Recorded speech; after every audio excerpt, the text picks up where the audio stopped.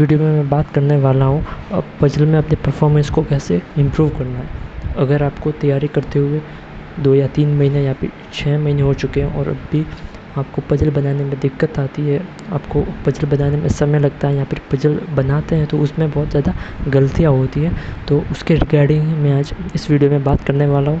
मैं आपको कुछ प्रैक्टिकल टिप्स दूंगा, कुछ सजेशन दूंगा।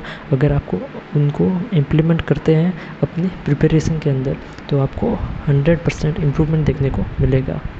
तो सिंपल सी बात है, मैं आपको कुछ एडवाइस देने वाला हूँ और ये काफ़ी प्रैक्टिकल होगी क्योंकि मैंने खुद ने भी इन सबको अप्लाई किया है और मेरी पजल में काफ़ी मुझे इम्प्रूवमेंट मिली है। तो सबसे पहले मैं आपको एक नॉर्मल सी बात बता देता हूँ, बाद में मैं आपको एडवाइस दे दूँगा। पहले जो मैं सबसे कॉमन में बात करना चाहता हूँ वो है लैंग्वेज को लेकर। अगर आप हिंदी मीडियम से हो और आप पजल को या फिर रीजनिंग को, इवन मैथ को भी हिंदी में सॉल्व करते हो तो आई थिंक आपको ये बदल देना चाहिए, आपको इंग्लिश में स्विच हो जाना चाहिए। क्योंकि इंग्लिश में सॉल्व करने के कई सारे फ़ायदे हैं। एक मिनट, सबसे पहले मैं इसे थोड़ा कर देता हूँ। तो इंग्लिश में सॉल्व करने के कई सारे फ़ायदे हैं। हिंदी में प्रॉब्लम क्या आती है ना कि अगर आप हिंदी में मान लो कोई क्लास कर रहे हो, आप कोई मॉक सॉल्व कर रहे हो या फिर आप रियल एग्ज़ाम के अंदर भी बैठे हो, तो हिंदी के अंदर जो प्रश्न बने हुए होते हैं उनमें काफ़ी ज़्यादा एरर देखने को मिलती है। एग्ज़ाम में भी होता है और क्लासेस वगैरह में तो खैर होता ही है। तो अगर मान लो आप एग्ज़ाम में बैठे हो और एग्ज़ाम में हिंदी में कोई प्रश्न गलत आ गया तो वहाँ पर यह साफ साफ मेंशन होता है कि अगर हिंदी में कोई एरर हो जाती है तो इंग्लिश वाले को प्रायोरिटी दी जाएगी, इंग्लिश वाले को सही माना जाएगा।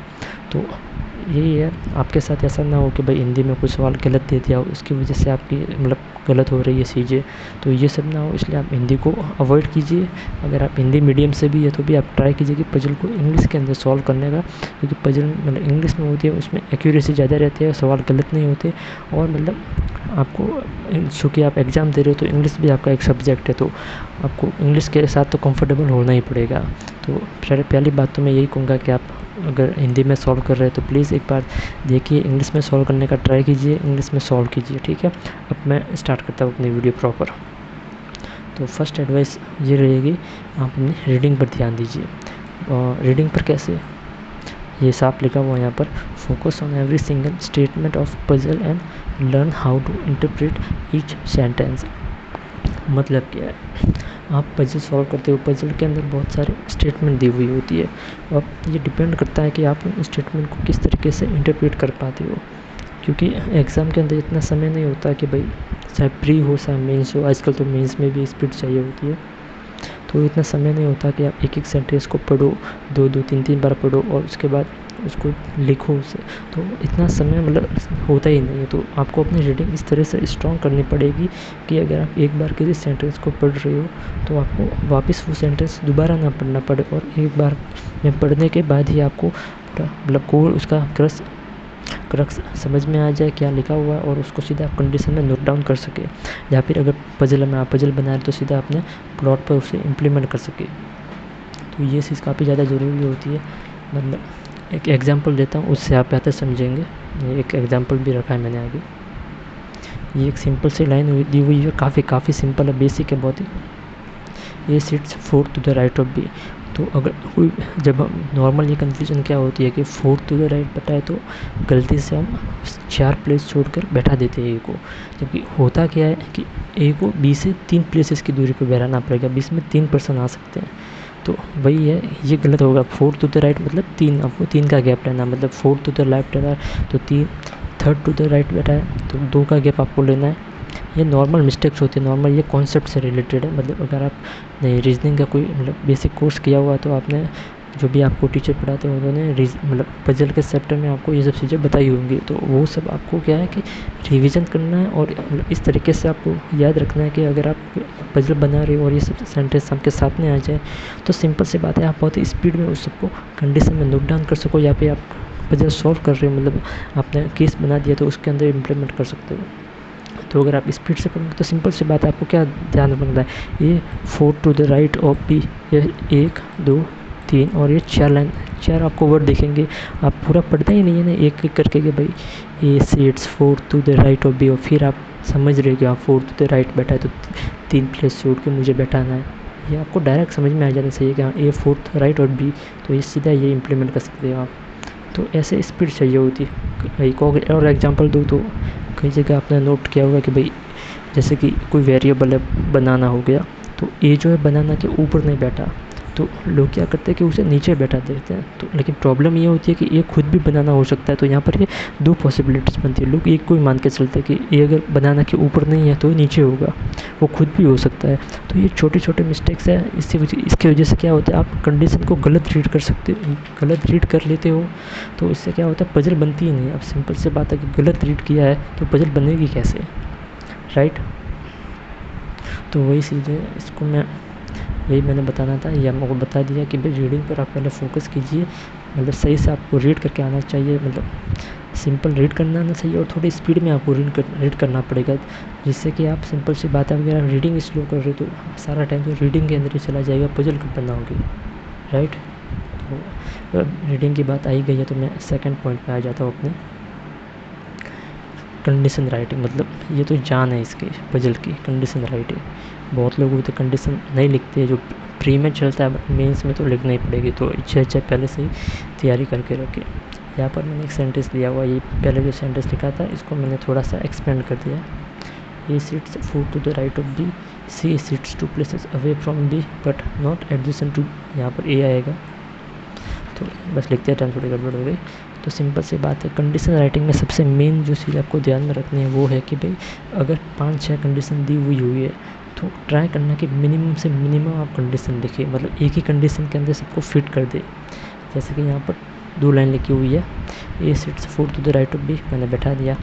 सी जो है 2 प्लेसेस छोड़ कर बैठा है बी को, और वो ए के एडजेसेंट नहीं है, तो सिंपल सी बात है बी को एक छोड़ के यहाँ पर बैठाएंगे, 2 प्लेसेस छोड़ के बैठाएंगे, ए सी यहाँ पर आ सकता है, सी यहाँ पर आ सकता है, राइट।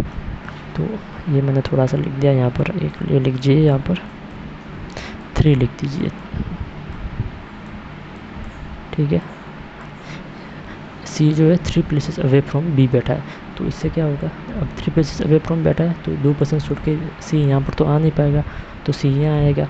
तो मैंने पहले ही लिख दिया कि सी जो है second to the left of B बैठेगा, ये इस साइड आएगा नहीं, तो ये दो मैंने स्टेटमेंट लिखे हुए थे, इसको मैंने एक में कन्वर्ट कर दिया, और ये साफ पता भी चल रहा है कि भैया जो सी है वो ए के पास नहीं आएगा क्योंकि ये 3 प्लेसेस अवे फ्रॉम बैठा है। तो ये छोटी सी मिस्टेक्स होती हैं जो आप, जैसे कि मैंने यहाँ पर गलत, मतलब ये तो खैर गलत लिख दिया, बाई चांस मैं भी गलत रीड कर लेता कि 2 प्लेसेस अवे फ्रॉम है, तो 2 छोड़ कर बैठा देता मैं, राइट। तो उस चीज़ का आपको ध्यान रखना है। सेकंड जो मेरा मेन पॉइंट है, प्रैक्टिस विद टाइमर। सिंपल सी बात है, कितने कंडीशन नोट कर लो, कितने मतलब कॉन्सेप्ट सीख लो, मेन एक्यूरेसी और इम्प्रूवमेंट आएगा प्रैक्टिस करने से, टाइमर के साथ या फिर क्विज़ेस के साथ। अगर आप अभी शुरुआत कर रहे हो तो हो सकता है आपको एक प्री की पजल बनाने के में 8, 9, 10 मिनट भी लग सकते हैं। तो धीरे धीरे क्या करना है आपको, प्रैक्टिस करते रहना टाइमर के साथ कि भाई एक पजल लगाई 7-8 मिनट का टाइमर लगा दो, धीरे धीरे लेवल और इंक्रीज कर दो, 2 मिनट के अंदर मतलब 2 पजल 8 मिनट के अंदर बनाने करो, फिर 3 पजल 10 मिनट के अंदर बनाने की ट्राई करो। तो वैसे धीरे धीरे आपको इम्प्रूवमेंट नज़र आएगा, मतलब एक दिन का काम नहीं है, लगभग 2-3 महीने लग जाएंगे। जब आप टाइमर के साथ थोड़ा कंफर्टेबल हो जाओ तो क्विजेस पे शिफ्ट कर जाओ। क्विजेस में ऑप्शन ये है कि भाई इसमें टाइमर रोक नहीं सकते आप, वो अलग बात है, पॉज कर लो, मतलब पॉज कर लो, क्विज बंद कर दो, फिर तो रुक ही जाएगी, मतलब फिर तो फ़ायदा क्या। बट उसमें ऐसे टाइमर रुकेगा नहीं, आपको क्विज पूरी करनी पड़ेगी, टाइमर चलता रहेगा। तो उसमें क्या होगा, थोड़ा प्रेशर बिल्ड होता है, तो उसकी वजह से आप थोड़ा एक्स्ट्रा एफर्ट डालने की कोशिश करते हो, और वो काफ़ी ज़रूरी होता है। आप खाली पीडीएफ लेकर आप टाइमर लगा के बैठे रहो तो मतलब आपके अंदर इतनी अर्जेंसी नहीं आएगी। तो उसके लिए सबसे ज़्यादा ज़रूरी आप क्विज़ेस के साथ प्रैक्टिस करो और टाइमर लगाओ, मतलब कम टाइमर लगाओ, जैसे कि आपको नॉर्मली 8 मिनट लगते हैं तो 6 या 7 मिनट का टाइमर लगाओ, उसके अंदर बनाने की ट्राई करो। तो धीरे धीरे क्या होगा, आपकी स्पीड बढ़ती चली जाएगी, और एक टाइम आएगा कि भाई 10 मिनट में 3 पजल, भाई क्लर्क लेवल की बड़े आराम से बन जाएगी। 10 मिनट में 3 पजल एग्ज़ाम में बहुत लोग बनाते हैं, कोई बड़ी बात नहीं है, 10 मिनट में बन जाती है 3 पजल प्री की, मतलब वो क्लर्क लेवल की, मेंस की मैंने कहा था, प्री की बन जाएगी, ख्याल है। और इसके साथ अपना जो अगला पॉइंट है मेरा सबसे मेन है डेटा सफिशिएंसी। जब आप 2-3 महीने हो जाए ये सब चीज़ों को इम्प्लीमेंट कीजिए, उसके बाद आप स्विच कर सकते हैं। डेटा सफिशिएंसी पर साफ लिखा है मैंने, solve these to get better and deeper understanding of puzzles and sitting arrangement. Simple सी बात है, अगर आप पजल्स के अंदर थोड़ी बहुत आपकी स्पीड आ गई और आप चाहते हो और मतलब मेंस लेवल की पजल भी आपसे बनने लग जाए आप, तो आप डेटा सफिशिएंसी सॉल्व कीजिए, क्योंकि इसमें सिंपल सी बात है, फर्स्ट आपकी रीडिंग लगेगी, सेकंड आपके कॉन्सेप्ट सब चेक होंगे, क्योंकि इसमें 2 या 3 स्टेटमेंट होती है, उनमें से किन्हीं को मिलाकर आंसर आ रहा होता है, अब वो आपको फाइंड करना किन को मिला कर आ रहा है, 2 या 3 को मिला कर आ रहा है, सेकंड थर्ड को मिला कर आ रहा है, या फिर फर्स्ट एंड सेकंड को, या फिर सभी को मिला के आंसर आ रहा है। तो इसमें केसेस बनेंगे, आपकी रीडिंग स्ट्रांग होगी, आपके कॉन्सेप्ट भी चेक होंगे। तो ये चीज़ आप क्या करेगी, ये चीज़ आपकी पजल में आपकी अंडरस्टैंडिंग को और ज़्यादा डेवलप करेगी। तो और जितनी ज़्यादा अच्छी आपकी अंडरस्टैंडिंग होती है मेंस लेवल की पजल को, क्योंकि मेंस में क्या होता है कि मेंस में सब पजल सेम नहीं आती, बहुत बार एक्सपेरिमेंट होते हैं, कोई नए पैटर्न की पजल आ जाती है। तो फिर चूँकि आप अगर आप प्रैक्टिस की हुई होगी रीडिंग की, आप अपने कॉन्सेप्ट स्ट्रॉन्ग किए होंगे, तो अब कोई नए टाइप की, कोई न्यू इनोवेशन टाइप की कोई पजल आ गई तो वो आप सही से सॉल्व कर पाएंगे। वरना आपको वही किसी पीटी करने की आदत है, आपने कभी अपने अंडरस्टैंडिंग डेवलप नहीं की पजल में, बस 2-3 प्रैक्टिस मतलब प्री की पजल बना रहे, तो उससे काम नहीं चलेगा। भाई मेंस में कुछ भी आ सकता है, मेंस में नई टाइप की पजल आ सकती है, तो उसके लिए ज़रूरी है आपकी पजल के अंदर कमांड हो, आपकी कॉन्सेप्ट काफ़ी स्ट्रांग हो, आपकी डीप अंडरस्टैंडिंग हो उसके अंदर। तो उसके लिए डेटा सफिशिएंसी बहुत कारगर है। और सेकंड, मेंस के अंदर मिनिमम 2 या 3 नंबर की, माफ़ कीजिए 2 या 3 डेटा सफिशिएंसी आती ही आती है, लगभग 6-7 नंबर तो आपको पक्के हैं यहाँ पर आने ही आने हैं।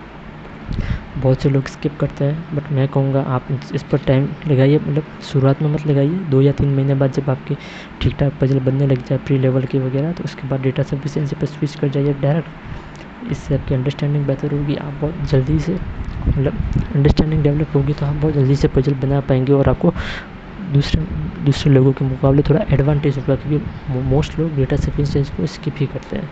तो मेंस में ये काफ़ी हेल्पफुल रहेंगी, मैंने खुद मेंस दिया हुआ है, तो मैं बता सकता हूँ डेटा सफिशिएंसी बहुत हेल्प करेगी आपको। बहुत बार होगा पजल बहुत ज़्यादा मुश्किल आ जाती है, तो आप डेटा सफिशिएंसी के सारे नंबर ला सकते हैं। खैर, तो यही था मेरा। लास्ट में जो कहूँगा, पेशेंस रखिए। अगर आप आज इम्प्लीमेंट करना स्टार्ट करेंगे इन सब चीज़ों को, तो 3 या 6 महीने लग जाएंगे एक अच्छे लेवल पर पहुँचने के लिए। शुरुआत में हो सकता है समय लगे, पर धीरे धीरे ये समय कम हो जाएगा, और एक टाइम आएगा आप भी मतलब बनाने लग जाओगे। 10 मिनट में 3 पजल प्री की बनाना मतलब काफ़ी आसान है, बड़े आराम से हो जाएगा। मतलब 3 या 6 महीने की आपको प्रैक्टिस करनी पड़ेगी। वही है, पेशेंस रखिए, सब चीज़ें हो जाएगी। खैर, तो बस यही था वीडियो में, और जो मैंने कहा प्लीज़ अप्लाई करना। काफ़ी प्रैक्टिकल मैंने बात की है, क्योंकि मैंने खुद ने भी मतलब एग्ज़ाम में फेस किया, मैंने प्री के बहुत एग्ज़ाम दिए, मैंने मेंस भी दिया हुआ है, तो मुझे पता है कि भाई कहाँ पर प्रॉब्लम आती है, कहाँ पर नहीं आती है, कैसे इम्प्रूव करना है। तो वही मैंने अपनी ही बातें करी है, मैंने खुद इसी तरीके से इम्प्रूव की है, तो वही मैं आपको बता भी रहा हूँ। तो बस यही था इस वीडियो में। अगर आपको वीडियो अच्छा लगा हो, थैंक्स फॉर वॉचिंग, ध्यान रखिएगा।